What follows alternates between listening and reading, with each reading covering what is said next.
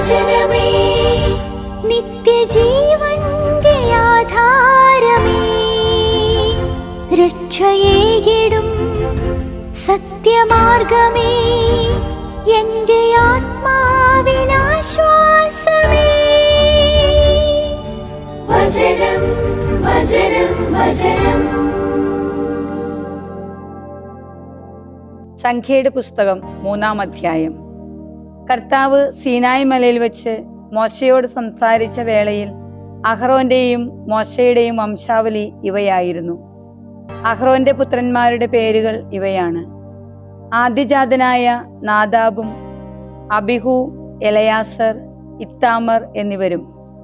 പുരോഹിതവൃത്തി ചെയ്യുന്നതിന് പ്രതിഷ്ഠിതരായ അഭിഷിക്ത പുരോഹിതരായ അഹ്റോന്യരുടെ പേരുകളാണിവ. എന്നാൽ സീനായി മരുഭൂമിയിൽ വെച്ച് കർത്തൃസന്നിധിയിൽ നാദാബും അബിഹുവും നിഷിതാഗ്നി അർപ്പിച്ചപ്പോൾ കർത്താവിന്റെ മുൻപിൽ വെച്ച് മൃതിപ്പെട്ടു. അവർക്ക് പുത്രന്മാരില്ലായിരുന്നു. എലയാസറും ഇത്താമറും തങ്ങളുടെ പിതാവായ അഹ്റോന്റെ സാന്നിധ്യത്തിൽ പുരോഹിതവൃത്തി ചെയ്തു. കർത്താവ് മോശയോട് ഇപ്രകാരം വചിച്ചു: നീ ലേവി ഗോത്രത്തെ അടുത്തു വരുത്തി പുരോഹിതനായ അഹ്റോന്റെ മുൻപിൽ നിർത്തുക. അവർ അവനെ സേവിക്കട്ടെ.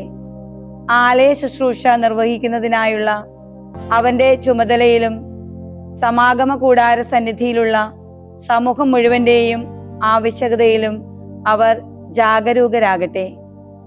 സമാഗമ കൂടാരത്തിലെ സകല ഉപകരണങ്ങളിലും ആലയ ശുശ്രൂഷ നിർവഹിക്കുന്നതിന് ഇസ്രായേലരുടെ ചുമതലയിലും അവർ ശ്രദ്ധിക്കട്ടെ. അഹ്റോനും അവന്റെ പുത്രന്മാർക്കും വേണ്ടി ലേവായരെ നീ നിയോഗിക്കുക. ഇസ്രായേലിൽ നിന്ന് അവന് വിശേഷവിധിയായി നൽകപ്പെട്ടവരാണ് അവർ. നീ അഹ്റോനെയും അവന്റെ പുത്രന്മാരെയും നിയമിക്കുകയും അവർ തങ്ങളുടെ പുരോഹിത ധർമ്മം അനുഷ്ഠിക്കുകയും ചെയ്യണം. എന്നാൽ അതിനു മുതിരുന്ന അന്യൻ വധിക്കപ്പെടണം. കർത്താവ് മോശയോട് ഇപ്രകാരം വചിച്ചു: ഇതാ, ഇസ്രായേലിൽ നിന്ന് ഗർഭപാത്രം തുറക്കുന്ന ഓരോ ആദ്യജാതനും പകരമായി ഇസ്രായേൽക്കിടയിൽ നിന്ന് ലേവായരെ ഞാൻ സ്വീകരിച്ചിരിക്കുന്നു. ലേവായർ എനിക്കുള്ളവരാണ്. എന്തെന്നാൽ ഓരോ ആദ്യജാതനും എന്റേതാണ്. ഈജിപ്ത് ദേശത്തെ ഓരോ ആദ്യജാതനെയും ഞാൻ പ്രഹരിച്ച ദിവസം ഇസ്രായേലിലെ മനുഷ്യൻ മുതൽ മൃഗങ്ങൾ വരെയുള്ള ഓരോ ആദ്യജാതനെയും എനിക്കായി ഞാൻ വേർതിരിച്ചു. അവർ എന്റേതാണ്. ഞാനാണ് കർത്താവ്. സീനായി മരുഭൂമിയിൽ വെച്ച് കർത്താവ് മോശയോട് ഇപ്രകാരം വചിച്ചു: ലേവ്യരെ അവരുടെ പിതൃഭവനമനുസരിച്ച് കുടുംബങ്ങളുമനുസരിച്ചും നീ എണ്ണുക. 1 മാസവും അതിനുമേലും പ്രായമുള്ള ഓരോ പുരുഷനുമായാണ് അവരെ നീ എണ്ണേണ്ടത്. കൽപ്പിക്കപ്പെട്ടതുപോലെ കർത്താവിന്റെ നിർദ്ദേശപ്രകാരം മോശ അവരെ എണ്ണി തിട്ടപ്പെടുത്തി. ലേവിയുടെ പുത്രന്മാർ തങ്ങളുടെ പേരുകൾ അനുസരിച്ച് ഇവരാണ്: ഗർഷോൻ, കൊഹാത്ത്, മെറാറി. തങ്ങളുടെ കുടുംബങ്ങൾ അനുസരിച്ച് ഹർഷോന്റെ പുത്രന്മാരുടെ പേരുകൾ ഇവയാണ്: ലിബ്നി, ഷിമെയി. തങ്ങളുടെ കുടുംബങ്ങൾ അനുസരിച്ച് കൊഹാത്തിന്റെ പുത്രന്മാർ: അമ്രാം, ഇസ്ഹാർ, ഹെബ്രോൺ, ഉസിയേൽ. തങ്ങളുടെ കുടുംബങ്ങൾ അനുസരിച്ച് മെറാറിയുടെ പുത്രന്മാർ: മഹ്ലി, മൂഷി. പിതൃഭവനം അനുസരിച്ച് ലേവി കുടുംബങ്ങൾ ഇവയാണ്: ലിബ്നി കുടുംബവും ഷെമേയി കുടുംബവും ഹർഷോന്റേതാണ്. ഇവയാണ് ഹർഷോൻ കുടുംബങ്ങൾ. 1 മാസവും അതിൽ കൂടുതലും പ്രായമുള്ള എല്ലാ പുരുഷന്മാരുടെയും എണ്ണമനുസരിച്ചാണ് അവരുടെ അംഗസംഖ്യ. അവരുടെ അംഗസംഖ്യ 7500. ഹർഷോൻ കുടുംബങ്ങൾ ആലയത്തിന് പിന്നിൽ പടിഞ്ഞാറായി പാളയമടിക്കണം. ഹർഷോന്യർക്ക് പിതൃഭവന നായകൻ ലായേന്റെ മകൻ എലിഫാസ. സമാഗമ കൂടാരത്തിൽ ഹർഷോന്യരുടെ ചുമതല ആലയം, കൂടാരം, അതിന്റെ ആവരണം, സമാഗമ കൂടാരവാതിലിന്റെ വിരി, അങ്കണമറകൾ, ആലയത്തോട് ചേർന്നും ബലിപീഠത്തോട് ചേർന്നും ചുറ്റുമുള്ള അങ്കണത്തിന്റെ കവാടവിരി, അതിന്റെ ചരടുകൾ എന്നിവയുടെ എല്ലാ ജോലിയും സംബന്ധിച്ചാണ്. അമ്രാം കുടുംബവും ഇസ്ഹാർ കുടുംബവും ഹെബ്രോൻ കുടുംബവും ഉസിയേൽ കുടുംബവും കെഹാത്തിൻ്റെതാണ്. ഇവയാണ് കെഹാത്ത് കുടുംബാംഗങ്ങൾ. 1 മാസവും അതിനുമേലും പ്രായമുള്ള ഓരോ പുരുഷന്റെയും എണ്ണത്തിൽ വിശുദ്ധ സ്ഥലത്തിന്റെ ശുശ്രൂഷ ചുമതലയുള്ളവർ 8600. കൊഹാത്യ കുടുംബങ്ങൾ പാളയമടിക്കേണ്ടത് ആലയത്തിന്റെ തെക്കുവശം ചേർന്നാണ്. കൊഹാത്തു കുടുംബങ്ങൾക്ക് പിതൃഭവന നായകൻ ഉസിയേലിന്റെ മകൻ എലിസാഫാൻ. അവരുടെ ചുമതല പേടകം, മേശ, വിളക്കുകാൽ, ബലിപീഠങ്ങൾ, അവർ ശുശ്രൂഷയ്ക്ക് ഉപയോഗിക്കുന്ന വിശുദ്ധ സ്ഥലത്തെ ഉപകരണങ്ങൾ, തിരശ്ശീല എന്നിവയും അവയുടെ എല്ലാ ജോലിയും സംബന്ധിച്ചതാണ്. പുരോഹിതനായ അഹറോന്റെ പുത്രൻ എലയാസർ ലേവി നായകന്മാരുടെ നായകനായിരിക്കും, വിശുദ്ധ സ്ഥലത്തിന്റെ കാര്യവിചാരിപ്പുകാരുടെ മേൽനോട്ടക്കാരൻ. മഹ്ലി കുടുംബവും മൂഷി കുടുംബവും മെറാറിയുടേതാണ്. ഇവയാണ് മെറാറി കുടുംബങ്ങൾ. 1 മാസവും അതിനുമേലും പ്രായമുള്ള ഓരോ പുരുഷന്റെയും എണ്ണമനുസരിച്ച് അവരുടെ അംഗസംഖ്യ 6200. മെറാറി കുടുംബങ്ങൾക്ക് പിതൃഭവന നായകൻ അബിഹയിലിന്റെ മകൻ സൂരിയേൽ. ആലയത്തിന്റെ വടക്കുവശം ചേർന്നാണ് അവർ പാളയമടിക്കേണ്ടത്. മെറാരിയരുടെ ശുശ്രൂഷ ചുമതല ആലയത്തിന്റെ ക്രാസികൾ, അഴികൾ, തൂണുകൾ, പാദകുടങ്ങൾ എന്നിവയും അതിന്റെ എല്ലാ ഉപകരണങ്ങളും അവയുടെ എല്ലാ ജോലിയും, ചുറ്റുമുള്ള അങ്കണത്തിന്റെ തൂണുകൾ, അവയുടെ പാദകുടങ്ങൾ, കുറ്റികൾ, ചരടുകൾ എന്നിവയും സംബന്ധിച്ചതാണ്. ആലയത്തിനു മുന്നിലായി കിഴക്ക് വശത്ത് സമാഗമ കൂടാരത്തിനു മുൻപിൽ ഉദയദിശയിൽ പാളയം അടിക്കേണ്ടത് മോശയും അഹറോനും അവന്റെ പുത്രന്മാരുമാണ്. ഇസ്രായേലിന്റെ ആവശ്യത്തിനായി ശ്രീകോവിലിന്റെ കാര്യവിചാരിപ്പുകാരാണ് അവർ. എന്നാൽ അതിനു മുതിരുന്ന അന്യൻ വധിക്കപ്പെടണം. കർത്താവിന്റെ നിർദ്ദേശപ്രകാരം മോശയും അഹറോനും 1 മാസവും അതിനുമേലും പ്രായമുള്ള ഓരോ പുരുഷന്റെയും എണ്ണമെടുത്തപ്പോൾ കുടുംബങ്ങൾ അനുസരിച്ച് ലേവായരുടെ മൊത്തം അംഗസംഖ്യ 22,000 ആയിരുന്നു. കർത്താവ് മോശയോട് അരുളി ചെയ്തു, ഇസ്രായേലിൽ 1 മാസവും അതിനുമേലും പ്രായമുള്ള ഓരോ ആൺകടിഞ്ഞൂലിനെയും എണ്ണിത്തിട്ടപ്പെടുത്തുക. അവരുടെ പേരുകളുടെ പട്ടിക തയ്യാറാക്കുക. ഞാനാണ് കർത്താവ്. എനിക്ക് വേണ്ടി നീ ലേവായരെ ഇസ്രായേലിലെ ഓരോ ആദ്യജാതനും പകരമായും ലേവായരുടെ മൃഗഗണത്തെ ഇസ്രായേലരുടെ മൃഗഗണത്തിൽ ഓരോ കടിഞ്ഞൂലിനും പകരമായും എടുക്കുക. കർത്താവ് തന്നോട് കൽപ്പിച്ചതുപോലെ മോശ ഇസ്രായേലിലെ ഓരോ ആദ്യജാതനെയും എണ്ണി തിട്ടപ്പെടുത്തി. 1 മാസവും അതിനുമേലും പ്രായമുള്ള ആൺകടിഞ്ഞൂലുകൾ മുഴുവൻ പേരുകളുടെ പട്ടികയിൽ അവരുടെ അംഗസംഖ്യ അനുസരിച്ച് 22,273 ആയിരുന്നു.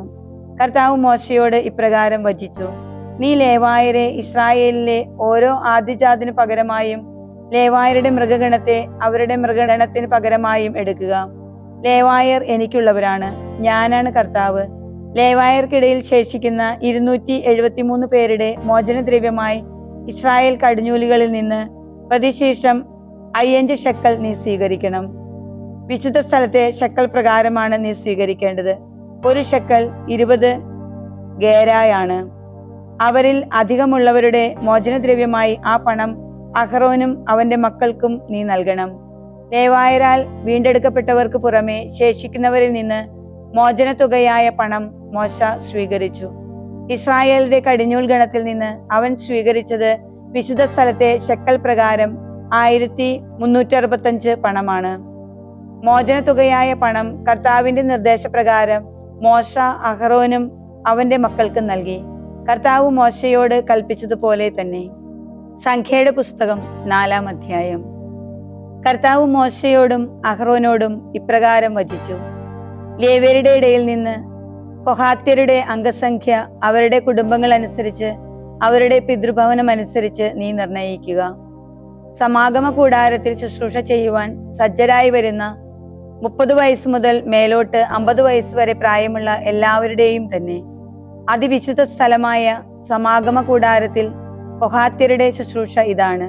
പാളയം നീങ്ങേണ്ടപ്പോൾ അഹറോനും പുത്രന്മാരും ചെന്ന് തിരശ്ശീല വിരി ഇറക്കി അതുകൊണ്ട് സാക്ഷ്യപേടകം പൊതിയും. അവർ അതിന്മേൽ നിലക്കരടിത്തോലിന്റെ ആവരണമിടും. അതിനും മീതെ കടും നീലത്തുണി വിരിക്കും. അതിന്റെ തണ്ടുകൾ ഉറപ്പിക്കും.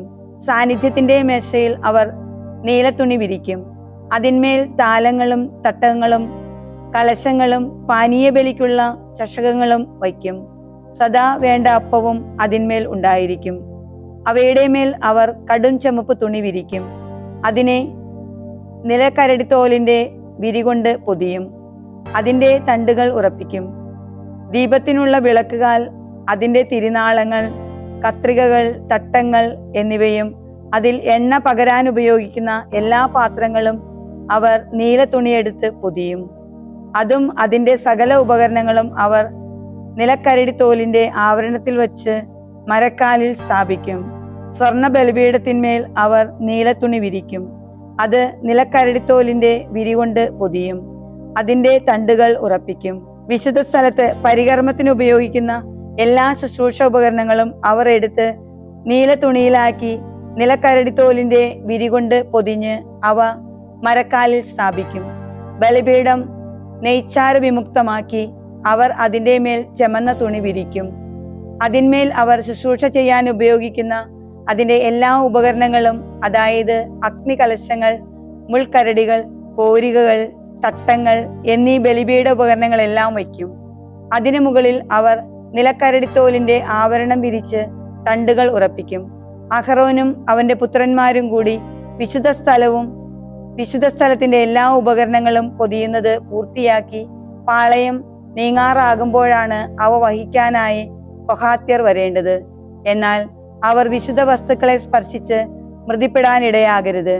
ഇവയാണ് കൊഹാത്യരുടെ സമാഗമ കൂടാര ചുമട്: വിളക്കെണ്ണ, സുഗന്ധവസ്തുക്കളുടെ ധൂപം, നിരന്തര ധ്യാനയാഗം, അഭിഷേക തൈലം എന്നിവയുടെ ചുമതലയാണ് പുരോഹിതനായ അഹ്റോന്റെ മകൻ എലയാസറിൻ്റെത്. അതായത് ആലയം മുഴുവന്റെയും അതിൽ വിശുദ്ധ സ്ഥലത്തുള്ള എല്ലാറ്റിന്റെയും അതിന്റെ ഉപകരണങ്ങളുടെയും ചുമതല. കർത്താവ് മോശയോടും അഹ്റോനോടും ഇപ്രകാരം വചിച്ചു: ലേവായരുടെ ഇടയിൽ നിന്ന് കൊഹാത്യ കുടുംബങ്ങളുടെ ഗോത്രം നിങ്ങൾ വിച്ഛേദിക്കരുത്. എന്നാൽ അവർ അതിവിശുദ്ധ വസ്തുക്കളെ സമീപിക്കുമ്പോൾ അവർ മരിക്കാതെ ജീവിച്ചിരിക്കേണ്ടതിന് നിങ്ങൾ അവരോട് ഇത് ചെയ്യുവിൻ. അഹ്റോനും പുത്രന്മാരും ചെന്ന് അവരെ ഓരോരുത്തരെയും അവനവന്റെ ജോലിക്കും ചുമതലയ്ക്കുമായി നിയോഗിക്കുവിൻ. എന്നാൽ അവർ വിശുദ്ധ സ്ഥലം ക്ഷണനേരം പോലും വീക്ഷിക്കാനായി ചെല്ലരുത്, അവർ മരിക്കും. കർത്താവ് മോശയോട് ഇപ്രകാരം വചിച്ചു: ഹർഷോന്യരുടെ അംഗസംഖ്യ അവരുടെ പിതൃഭവനം അനുസരിച്ചും കുടുംബങ്ങൾ അനുസരിച്ചും നീ നിർണയിക്കുക. 30 വയസ്സു മുതൽ മേലോട്ട് 50 വയസ്സ് വരെ പ്രായമുള്ളവരെ, അതായത് സമാഗമ കൂടാരത്തിൽ ശുശ്രൂഷ നിർവഹിക്കുവാൻ സേവനസജ്ജരായി വരുന്നവരെയെല്ലാം നീ എണ്ണണം. ചുമടിനായും ശുശ്രൂഷിക്കാനായും ഹർഷോന്യ കുടുംബങ്ങൾക്കുള്ള ജോലി ഇതാണ്. അവർ സംവഹിക്കേണ്ടത് ആലയ മേൽവിരികൾ, സമാഗമ കൂടാരം, അതിന്റെ ആവരണവും അതിന് മുകളിലുള്ള നിലക്കരടി ആവരണവും, സമാഗമ കൂടാരവാതിലിന്റെ വിരി, അങ്കണമറകൾ, ആലയത്തോട് ചേർന്നും ബലിപീഠത്തോട് ചേർന്നും ചുറ്റുമുള്ള അങ്കണ കവാടത്തിന്റെ വാതിൽ വിരി, അവയുടെ ചരടുകൾ എന്നിവയും അവയുടെ ശുശ്രൂഷയ്ക്കുള്ള സകല സാമഗ്രികളും അവയ്ക്കായി നിർമ്മിതമായ സകലതുമാണ്. അവർ ശുശ്രൂഷ ചെയ്യുകയും വേണം. അവരുടെ ചുമടെല്ലാം സംബന്ധിച്ചും അവരുടെ ശുശ്രൂഷയെല്ലാം സംബന്ധിച്ചുമുള്ള ഗർശോന്യരുടെ എല്ലാ ജോലിയും അഹ്റോന്റെയും അവന്റെ പുത്രന്മാരുടെയും നിർദ്ദേശമനുസൃതമായിരിക്കണം. അവരുടെ ചുമടെല്ലാം നിങ്ങൾ അവരെ ചുമതലയായി ഭരമേൽപ്പിക്കണം. ഇതാണ് സമാഗമ കൂടാരത്തിൽ ഗർശോൻ പുത്രന്മാരുടെ കുടുംബങ്ങളുടെ ജോലി. അവരുടെ ചുമതല പുരോഹിതനായ അഹ്റോന്റെ പുത്രൻ ഇത്താമറിന്റെ നിയന്ത്രണത്തിലാണ്. മെറാര്യർ അവരുടെ കുടുംബങ്ങൾ അനുസരിച്ചും പിതൃഭവനം അനുസരിച്ചും അവരെ നീ എണ്ണിത്തിട്ടപ്പെടുത്തണം. 30 വയസ്സ് മുതൽ മേൽപോട്ട് 50 വയസ്സ് വരെ പ്രായമുള്ളവരെ, അതായത് സമാഗമ കൂടാരത്തിന്റെ ശുശ്രൂഷ നിർവഹിക്കുവാൻ സജ്ജരായി വരുന്നവരെയെല്ലാം നീ എണ്ണണം.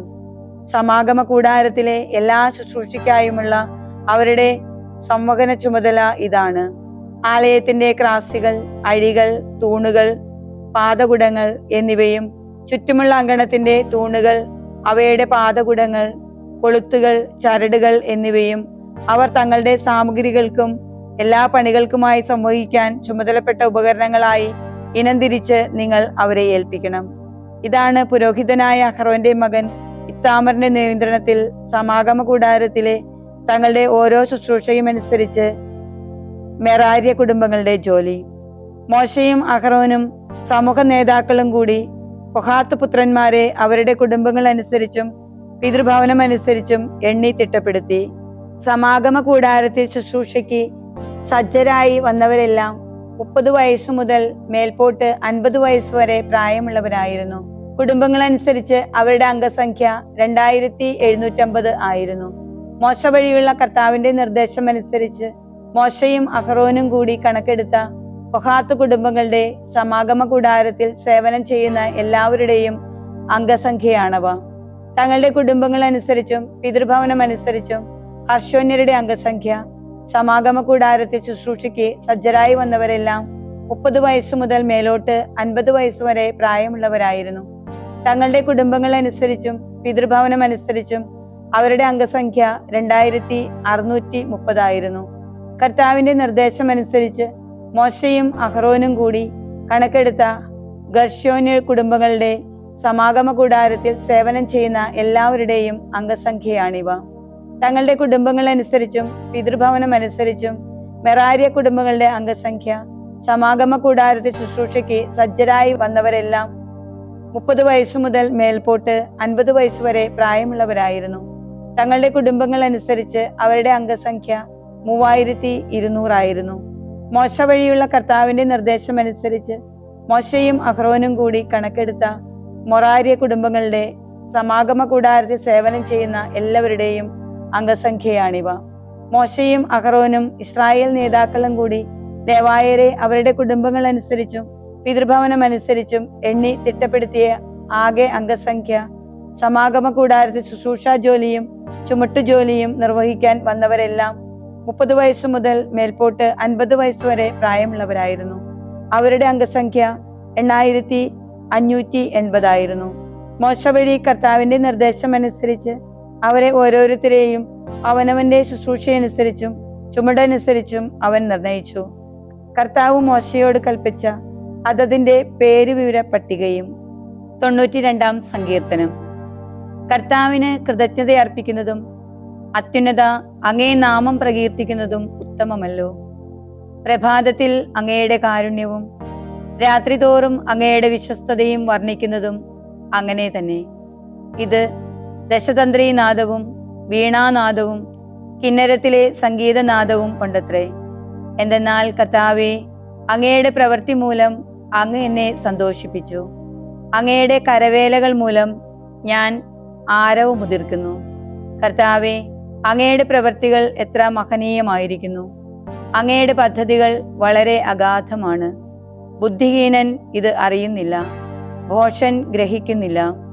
ദുഷ്ടർ പുല്ലുപോലെ മുളച്ചു പൊങ്ങുന്നെങ്കിൽ, ദുഷ്കർമ്മികളെല്ലാം പച്ച പിടിക്കുന്നെങ്കിൽ അത് എന്നേക്കുമായി അവർ നശിപ്പിക്കപ്പെടാനാണ്. എന്നാൽ കർത്താവേ, അങ്ങ് എന്നേക്കും ഉന്നതനാണ്. കർത്താവേ, ഇതാ നിശ്ചയമായും അങ്ങയുടെ ശത്രുക്കൾ നശിക്കും. ദുഷ്കർമ്മികളെല്ലാം ചിതറിക്കപ്പെടും. എന്നാൽ അങ്ങ് കാട്ടുപോത്തിൻ്റേതുപോലെ എൻ്റെ കൊമ്പ് ഉയർത്തി. പരിക്ഷീണനായ ഞാൻ തൈലം കൊണ്ട് ഉന്മേഷവാനായി. എനിക്കായി പതിയിരിക്കുന്നവരെ എൻ്റെ കണ്ണുകൾ വീക്ഷിച്ചു. എനിക്കെതിരെ ദുർവൃത്തർ എഴുന്നേൽക്കുന്നതിനെ കുറിച്ച് എൻ്റെ ചെവികൾ കേട്ടു. നീതിമാൻ പന പോലെ തഴയ്ക്കും, ലെബനോനിലെ ദേവദാരു പോലെ വളർന്നു പൊങ്ങും. കർത്താവിന്റെ ഭവനത്തിൽ പറിച്ചു നടപ്പെടുന്നവർ നമ്മുടെ ദൈവത്തിന്റെ അങ്കണങ്ങളിൽ പുഷ്പിക്കുന്നു. വാർദ്ധക്യത്തിലും അവർ ഫലം പുറപ്പെടുവിക്കും. അവർ പുഷ്ടിയുള്ളവരും ഉന്മേഷമുള്ളവരും ആയിരിക്കും. എന്റെ പാറയായ കർത്താവ് പരമാർത്ഥതയുള്ളവനാണ്. അവിടുന്നിൽ തിന്മയില്ല എന്ന് പ്രഘോഷിക്കാൻ തന്നെ. 93-ാം സങ്കീർത്തനം.